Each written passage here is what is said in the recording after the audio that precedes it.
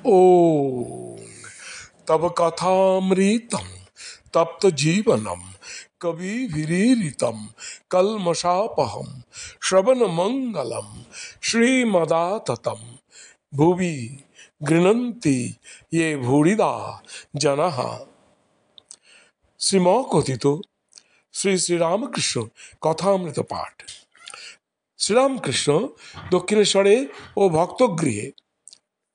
গতকাল আমরা পঞ্চবিংশ পরিচ্ছেদ পাঠ আরম্ভ করেছিলাম। আজ গতকাল যতটা পাঠ করেছিলাম তারপর থেকে শুরু করব। গড ইন দ্য আনটাচেবলস, ঈশানের প্রতি সেই চিৎশক্তি, সেই মহামায়া চতুর্বিংশতি তত্ত্ব হয়ে রয়েছেন। এখানে একটি পাদটিকা আছে, নান্ত অস্তি মম দিব্যানাং বিভূতিনাং পরন্তপ, গীতা 10:40। আমি ধ্যান করছিলাম, ধ্যান করতে করতে মন চলে গেল রস্কের বাড়ি, রস্কে ম্যাথর। মনকে বললুম, থাক শালা, ওইখানে থাক। মা দেখিয়ে দিলেন ওর বাড়ির লোকজন সব বেড়াচ্ছে খোল মাত্র, ভিতরে সেই এক কুণ্ডলিনী, এক ষট চক্র। সেই আদ্যাশক্তি, মেয়ে না পুরুষ? আমি ওদেশে দেখলাম লাহাদের বাড়িতে কালী পূজা হচ্ছে, মার গলায় পইতে দিয়েছে। একজন জিজ্ঞাসা করলে, মার গলায় পইতে কেন? যার বাড়ির ঠাকুর তাকে সে বললে, ভাই তুই মাকে ঠিক চিনেছিস, কিন্তু আমি কিছু জানি না, মা পুরুষ কি মেয়ে। আরেকটি পাদটিকা আছে, আমি এটা পাঠ করার চেষ্টা করছি। মহাভূতান অহংকার বুদ্ধিরব্যক্তমেব চ ইন্দ্রিয়াণি দশৈকঞ্চ পঞ্চ চেন্দ্রিয় গোচরঃ, গীতা 13:6।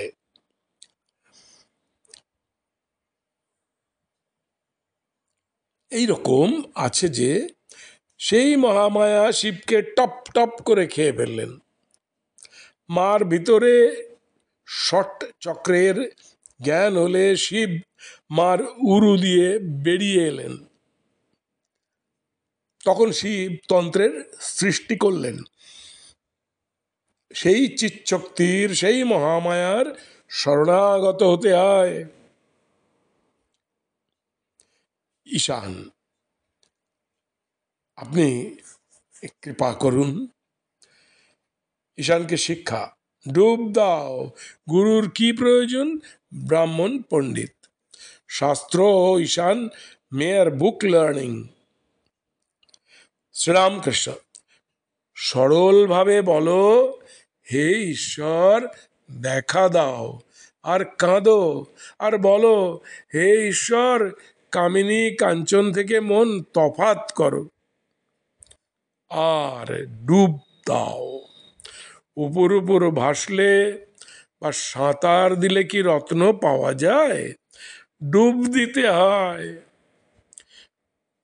গুরুর কাছে সন্ধান নিতে হয়। একজন বানলিঙ্গ শিব খুঁজতে ছিল। কেউ আবার বলে দেয়, অমুক নদীর ধারে যাও, সেখানে একটি গাছ দেখবে, সেই গাছের কাছে একটি ঘূর্ণি জল আছে, সেইখানে ডুব মারতে হবে, তবে বানলিঙ্গ শিব পাওয়া যাবে। তাই গুরুর কাছে সন্ধান জেনে নিতে হয়। ঈশান, আজ্ঞা হ্যাঁ। শ্রীরামকৃষ্ণ সচ্চিদানন্দই গুরুরূপে আসেন। মানুষ গুরুর কাছে যদি কেউ দীক্ষা লয়, তাকে মানুষ ভাবলে কিছু হবে না। এখানে সচ্চিদানন্দই গুরুরূপে আসেন, এখানে একটি পাদটিকা আছে,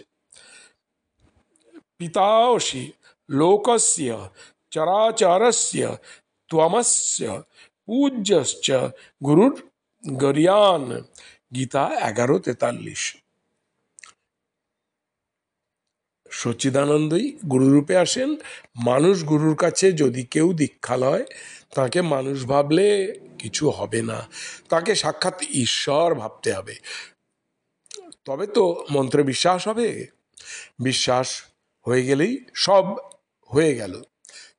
শূদ্র অর্থাৎ একলব্য মাটির দ্রোণ তৈরি করে বনেতে বাণ শিক্ষা করছিল। মাটির দ্রোণকে পূজা করত সাক্ষাৎ দ্রোণাচার্য জ্ঞানে, তাইতেই বাণ শিক্ষায় সিদ্ধ হলো। আর তুমি ব্রাহ্মণ পণ্ডিতদের নিয়ে বেশি মাখামাখি করো না, ওদের চিন্তা 2 পয়সা পাওয়ার জন্য। আমি দেখেছি ব্রাহ্মণ সস্তয়ন করতে এসেছে, চণ্ডীপাঠ কি আরও কিছু পাঠ করছে, তা দেখেছি অর্ধেক পাতা উল্টে যাবে। সকলের হাস্য। নিজের বধের জন্য একটি নরুনেই হয়, পরকে মারতেই ঢাল তরোয়াল শাস্ত্রাদি। নানা শাস্ত্রের কিছু প্রয়োজন নাই যদি বিবেক না থাকে। শুধু পাণ্ডিত্যে কিছু হয় না, শট শাস্ত্র পড়লেও কিছু হয় না। নির্জনে গোপনে কেঁদে কেঁদে তাকে ডাকো, তিনি সব করে দেবেন। নানা শাস্ত্রেরও কিছু প্রয়োজন নাই। এখানে একটি পাদটিকা আছে, উত্তমা তত্ত্বচিন্তৈব মধ্যমং শাস্ত্র চিন্তনম অধমা মন্ত্রচিন্তা চ তীর্থ ভ্রান্ত ধমাধমা। মৈত্রেয় উপনিষদ, মানে মৈত্রেয় উপনিষদ। গোপনে সাধন সূচিবাই ও ঈশান। ঈশান ভাটপাড়ায় পুনশ্চরণ করিবার জন্য গঙ্গাকুলে 8 চালা বাঁধিতেছিলেন, এই কথা ঠাকুর শুনিয়াছেন। শ্রীরামকৃষ্ণ ব্যস্ত হইয়া ঈশানের প্রতি, হ্যাঁ গা, এই ঘর কি তৈয়ার হয়েছে কি জানো, ওসব কাজ লোকের খপ্পরে যত না আসা ততই ভালো। যারা সত্যগুণী তারা ধ্যান করে মনে, কোণে, বনে, কখনো মশারির ভিতর ধ্যান করে। হাজরা মহাশয়কে ঈশান মাঝে মাঝে ভাটপাড়ায় লইয়া যান। হাজরা মহাশয় সূচিবাইয়ের ন্যায় আচার করেন। ঠাকুর শ্রীরামকৃষ্ণ তাহাকে ওরূপ করিতে বারণ করিয়াছিলেন, শ্রীরামকৃষ্ণ ঈশানের প্রতি। আর দেখো, বেশি আচার করো না। একজন সাধুর বড় জল তৃষ্ণা পেয়েছে, ভিস্তি জল নিয়ে যাচ্ছিল। সাধুকে জল দিতে চাইলে সাধু বললে, তোমার ডোল অর্থাৎ চামড়ার মোশক কি পরিষ্কার?